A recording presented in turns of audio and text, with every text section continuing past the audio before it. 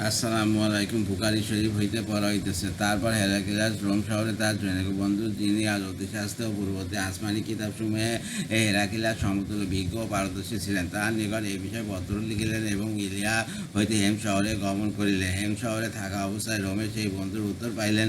উত্তরে তিনি হেরাক্লিয়াসের সঙ্গে একমত হইয়া মন্তব্য করিলেন যে আখেরি জামানার নবী আবির্ভূত হইয়াছেন এবং আরবে তিনি সেই নবী। অথবা হেম শহরে হেরাক্লিয়াস রোম সাম্রাজ্যের সমস্ত বড় বড় নেতৃস্থানীয় বড় ব্যক্তিবর্গকে ডাকে আনিলেন।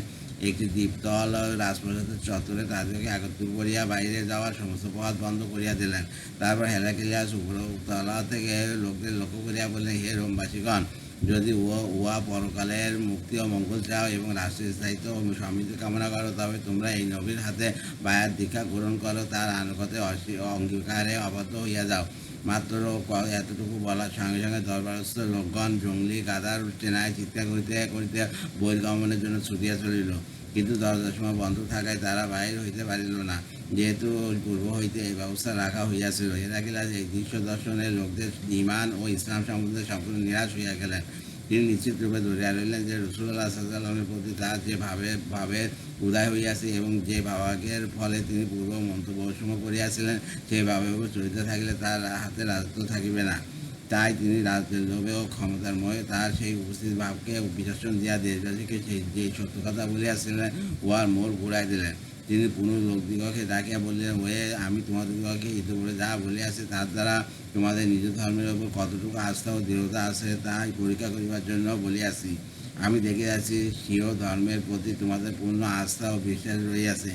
এই ব্যাখ্যা শুনিয়া জনসাধারণ তাহার প্রতি সন্তুষ্ট হল এবং সমবেতভাবে তাহাকে সিজদা করিয়া চলিয়া গেল।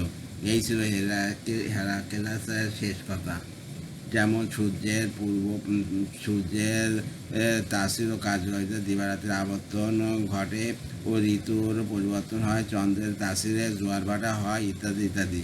এইরূপ অনেক গ্রহ নক্ষত্রের সাথে আল্লাহ তাআলা জাগতিক পরিবর্তনের যোগাযোগ রাখিয়াছেন।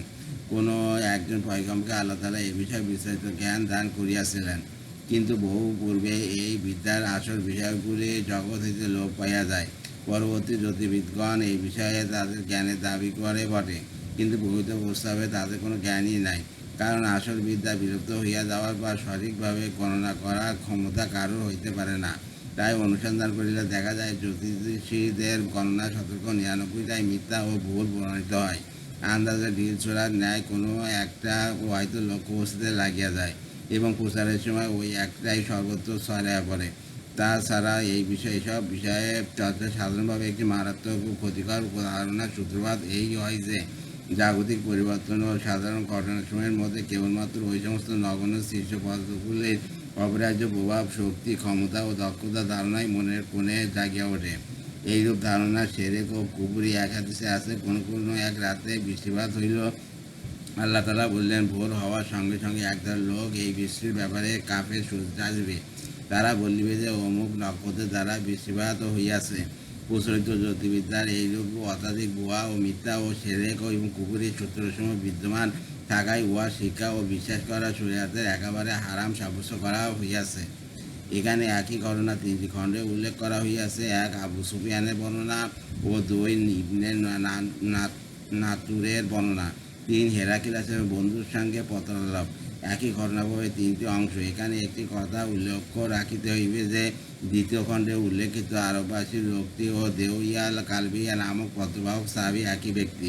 তদরূপ গাসসানের শাসনকর্তা এবং বসরার শাসনকর্তা একই ব্যক্তি। পূর্ণ ঘটনার ধারাবাহিক বিবরণ এই যে, সম্রাট হেরাক্লিয়াস ইলিয়া শহরে থাকাকালীন অবস্থায় জ্যোতির্বিদ্যার দ্বারা খৎনাধারী জাতির বাদশার জয় অনুভব করিয়া নানারূপ জল্পনা কল্পনায় রত ছিলেন।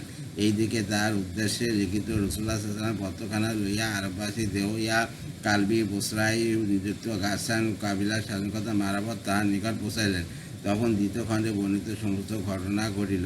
হেরাক্লিয়াস তখন পত্র প্রেরকের পরিচয় মোটামুটি জানিতে পারেনি, কিন্তু তার হাল হাকিকত পূর্ণভাবে অবগত হইবার জন্য পত্র খুলিয়া পাঠ করিবার পূর্বে আবু সুফিয়ানের দলকে ডাকা হয় এবং প্রথম বর্ণিত ঘটনা ঘটে। হট্টগোলের ভিতর দিয়া হেরাক্লিয়াসের দরবার ভাঙিয়া গেল। তিনি বুঝিতে পারিলেন যে তার কথা জনসাধারণ গ্রহণ করিবে না। তাই তিনি রোমবাসী নাসাদের প্রসিদ্ধ আলেম ও সর্বশ্রেষ্ঠ বাদের নিকট বিস্তারিত বিষয় লিখিয়া চিঠি দিলেন এবং ইলিয়া ত্যাগ করিয়া দেশের বিশিষ্ট শহর হেমসে চলিয়া গেলেন। তথায় যাইয়া ওই পাত্রের নিকট হইতে উত্তর পাইলেন। পাত্রী তাহার সহিত একমাত্র দেখিয়া দেশবাসীকে এই সত্য নবীর আনুগত্যের আহ্বান জানাইবার সাহস করিলেন এবং তীর্থখণ্ডে বর্ণিত ঘটনা সংঘটিত হইল। বিশেষ দ্রষ্টব্য এখানে একটি বিষয় বিশেষভাবে পরিধানযোগ্য। আধুনা অনেকে এই বিষয়টি বুঝিতে মারাত্মক ভুল করিয়া থাকে। অর্থাৎ হেরাক্লিয়াস রাসূলুল্লাহ সাল্লাল্লাহু আলাইহি ওয়াসাল্লামের প্রতি যে প্রকাশ্য আহ্বান জানাইলেন যে, যদি তোমরা ইহ পরকালের মুক্তি কামনা করো তবে এই নবীর আনুগত্য স্বীকার করো। এত সত্ত্বেও হেরাক্লিয়াস মুমিন ও মুসলমান বলিয়া গণ্য হয় নাই। এক হাদীসে স্পষ্ট উল্লেখ আছে যে, এই ঘটনার আনুমানিক 2 বছর পর তাবুকের যুদ্ধের সময় হেরাক্লিয়াস রাসূলুল্লাহ সাল্লাল্লাহু আলাইহি ওয়াসাল্লামের নিকট পত্র লিখিয়াছেন এবং তাহাতে তিনি নিজেকে মুসলমান বলিয়া উল্লেখ করেন। রাসূলুল্লাহ সাল্লাল্লাহু আলাইহি ওয়াসাল্লাম উহা দেখিয়া বলিয়াছেন, ক্ষুধার দুশমন মিথ্যা বলিয়াছে, ধোঁকাবাজি করিয়াছে। সে কশ্মীরকালেও মুসলমান নয়, বরং সে এখনও নাসারি ধর্মের ওপর রইয়াছে। এখানে অনেকে মনে প্রশ্ন উদয় হইবে, রাসূলুল্লাহ সাল্লাল্লাহু আলাইহি ওয়াসাল্লাম এর প্রতি এত সুন্দর মর্যাদাপূর্ণ সম্মানজনক মন্তব্যকারী এলাকার নাই ব্যক্তি মুসলমান বলিয়া গণ্য হইল না কেন? এই প্রশ্নের উত্তর পাইবার জন্য ইসলাম ও ইমানের পূর্ণ হাকিকত তাৎপর্য উপলব্ধি করা একান্ত আবশ্যক। ইমানের হাকিকত তাৎপর্য মানুষের মধ্যে শুধু জ্ঞান ও বিবেক রত্নই নয়, বরং কাম, ক্রোধ, লোভ ইত্যাদি রিপুও আছে। যাহারা সাধনা করিয়া সংযম অভ্যাস করিয়া জ্ঞানের দ্বারা রিপুকে জয় করিতে পারেন, তারাই মানুষ হইতে পারেন। নতুবা শুধু জ্ঞান অর্জনের দ্বারা মানুষ প্রকৃত মানুষ হইতে পারে না। হেরাক্লিয়াস ইতিপূর্বে আসমান কিতাবে বা জ্যোতিষশাস্ত্রের প্রমাণ অনুসারে ভাবাবেগ বশত যাহা কিছু মন্তব্য করিয়াছিলেন, তার মূলে শুধু তার জ্ঞান ও পরিচয় লাভই ছিল। কিন্তু ইমান রত্ন হাসিলের জন্য শুধু ভাবের উদয় ও জ্ঞানই যথেষ্ট নয়, বরং উদয়মান ভাব ও জ্ঞানের সঙ্গে সঙ্গে সর্বপ্রকার ভয়ভীতি, মোহ ও লালসা এবং সামাজিক বিধি বন্ধন ও সংস্কার ইত্যাদিকে বিশেষণ দিয়া ত্যাগ স্বীকার করত। পূর্ণভাবে আল্লাহ ও আল্লাহ রাসূলের প্রতি আত্মসমর্পণ ও আনুগত্য স্বীকার করা এবং জীবনের সর্বস্তরে সেই আনুগত্য প্রয়োগের প্রস্তুতি মনে প্রাণে গ্রহণ করা আবশ্যক। ইয়া ব্যতীত ইমানও হাসিল হয় না, মুক্তিও পাওয়া যায় না। স্বার্থোদ্ধার ও স্বার্থহানি, অপচিন্তা কিংবা সামাজিক বিধিবন্ধন ও সংস্কার মোহ ইত্যাদির সংঘর্ষের সময় নফসের সঙ্গে সংগ্রাম করিয়া দৃঢ় বিশ্বাস সহকারে পূর্ণ আত্মসমর্পণ ও আনুগত্য স্বীকার এবং মনে প্রাণে সেই আনুগত্যের প্রস্তুতি গ্রহণ করা ব্যতীত যে ইমান হাসিল হয় না, তার প্রমাণ কোরআন শরীফে পরিষ্কার উল্লেখ রইয়াছে। ইহুদি নাসারাদের মধ্যে এমন বহু লোক আছে যাহাদের রাসূলুল্লাহর পরিচয় ও জ্ঞান এইরূপ হাসিল রইয়াছে যেরূপ তাদের স্বীয় সন্তান সম্বন্ধে সুনির্দিষ্ট পরিচয় হাসিল আছে।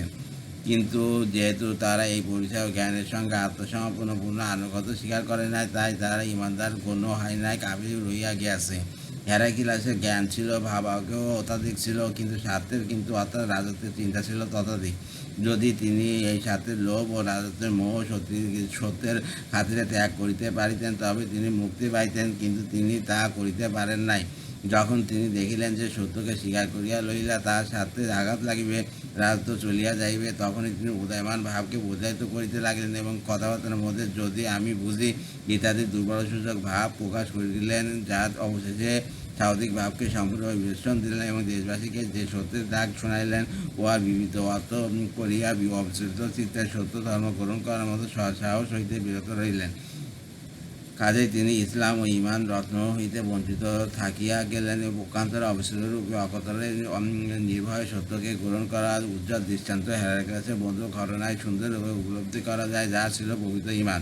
হেরাক্লিয়াসের বন্ধুর ঘটনা পূর্বে বর্ণিত হইয়াছে যে, রোম শহরে হেরাক্লিয়াসের এক বন্ধু ছিলেন, যার নিকট হেরাক্লিয়াস সম্পূর্ণ ঘটনায় বিবরণ দিয়া পত্র লিখিয়াছিলেন।